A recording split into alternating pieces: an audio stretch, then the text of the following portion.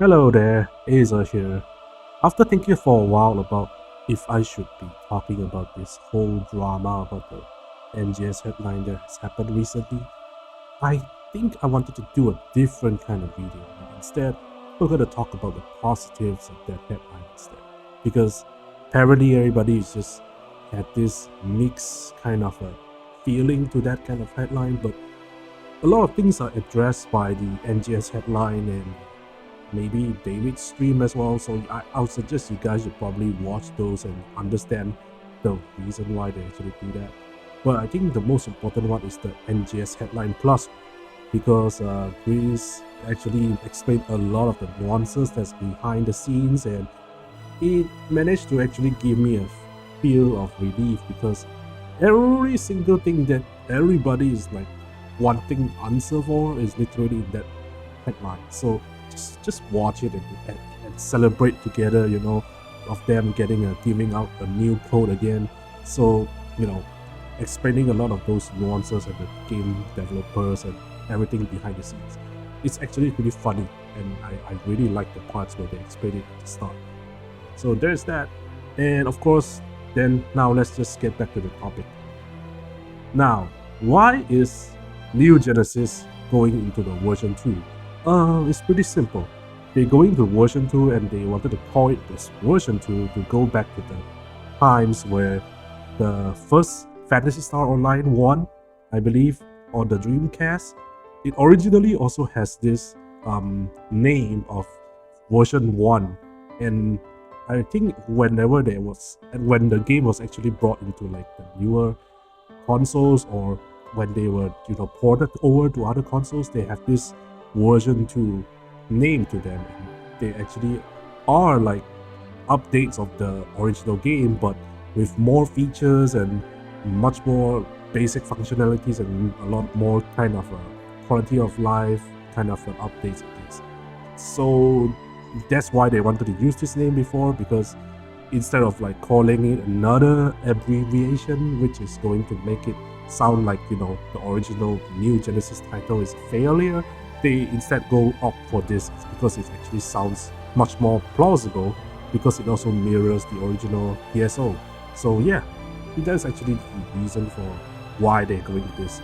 And with this version 2 update as well, I believe they are going to speed up the development of content. Hopefully, after post Ultra Evolution is actually released in June, we'll probably get more information about the future Ultra Evolution updates, I guess, because, well, a lot of people just assume that the recent headline in April is somehow uh, the rest of the Ultra Evolution update. No, not really. They only showcase the creative space and the cell shading feature and the hologram stuff because they are ready to be shown. I believe they are still cooking. They are still have a lot of content behind. They are still working very hard at. So I don't really think they are lazing around and doing nothing until like June or something, because I bet they are actually working very hard onto just creating the core contents that we all players actually are waiting for. So I'll just leave that to them, and hopefully they are able to deliver for that. Of course, I cannot guarantee it. It will be good, but who cares?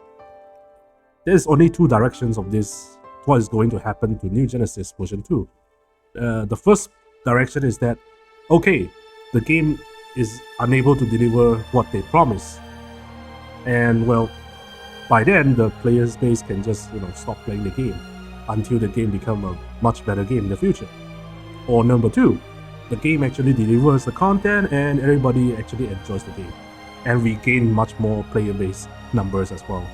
So you see, the New Genesis devs, I don't really like to say like they are not doing anything at all. No, in fact they are trying their best, but I believe it's because the higher ups are forcing them to do way more creation of AC scratches, way more creation of like revival scratches and stuff like that.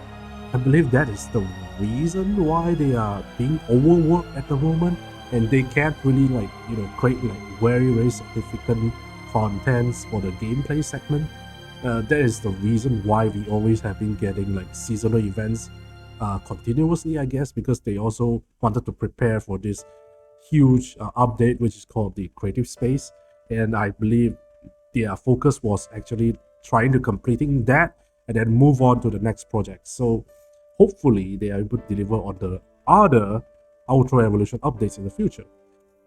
And yeah, the reason why they actually do the whole creative space as well is pretty simple. Look at what is the largest and most well-known game so far on the market. Well, Minecraft is really popular, and yeah, Roblox is also kind of very popular. It also has a sandbox element where the player base can just create crazy games, and there is even an instance of a Roblox game that looks literally like Call of Duty, despite being created by the Roblox engine.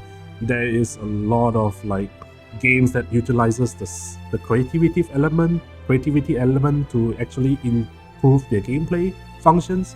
I think the best example so far, I think, is from the newest Zelda title, which is the Zelda Tears of the Kingdom. You can see that Link this time around can utilize even much more abilities and stuff to craft and use in order to traverse the world easier. It makes sense that we have the creative space because it will give us much more creative freedom to express ourselves other than just standing in the lobby and doing nothing.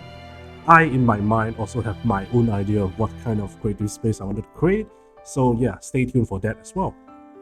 After that, we also have the cell shading thing. Very easy to understand why they actually had to add this. Well, you see, number one, what is the most popular live service game so far that I think everybody is remembers since like 2019? It's Genshin Impact. Yeah, it's Genshin Impact, and it's Tower of Fantasy. Wuthering Wave is coming out soon. Honkai Star Rail just released recently, and it's also cel shaded. I mean, yeah, they look much more higher quality in terms of like the cel shading, but to be honest, cel shading is really just the outlines are very thick, and it just looks like that anime style that in games, like in the past games, they always have. Like maybe there's the kind of aesthetic that the Jet Set Radio originally has as well, which is pretty cool because I heard they are actually making a remake of that. That is why we have this toggle, and because they are able to probably import that very easily and make it work into New Genesis, they definitely had. Sometimes we just don't really like the look of the characters in New Genesis, I mean, yeah, we have the choice of creating a very realistic character or an anime character, but because of the weird shading on the noses and stuff like that, it usually makes it feel like an uncanny valley sometimes. So I believe applying this cel shading feature is definitely going to solve a lot of those issues.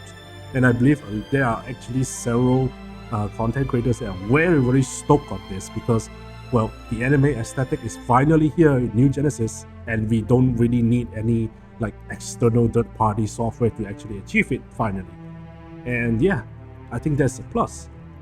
And that is what I'm actually going to conclude about in terms of like the New Genesis stuff, the New Genesis headline stuff, I guess.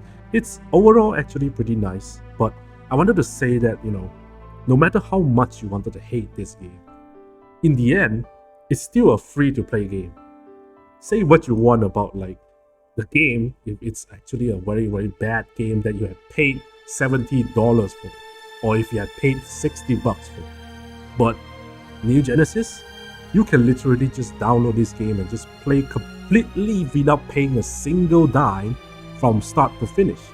And somehow, you guys are just asking for a quality that is actually comparable to like something that requires you to pay for their DLCs.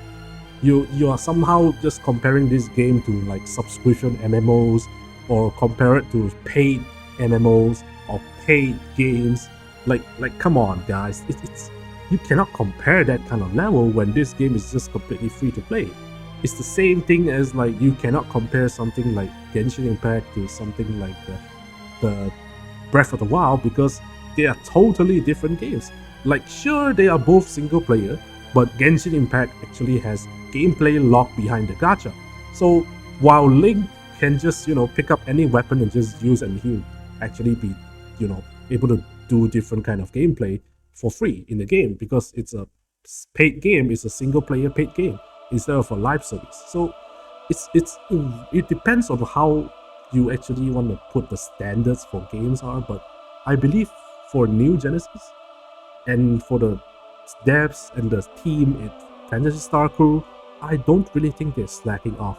Just give them more time for them to get more staff, get more developers to help them to create the best content there is. And I'll just wait for until they can actually achieve that. And by then, I think all these arguments and all these issues talking about how their game have no content will probably just go away eventually. So that is all I want to talk about this, and I'm going to play other games, because yeah, there's a lot of new games I wanted to try out and just see if they're fun or not to play it or something like that. Yeah, so hopefully everybody enjoyed the video. If you watch until this point, please leave a like and subscribe, and I'll see you next time. Sayonara.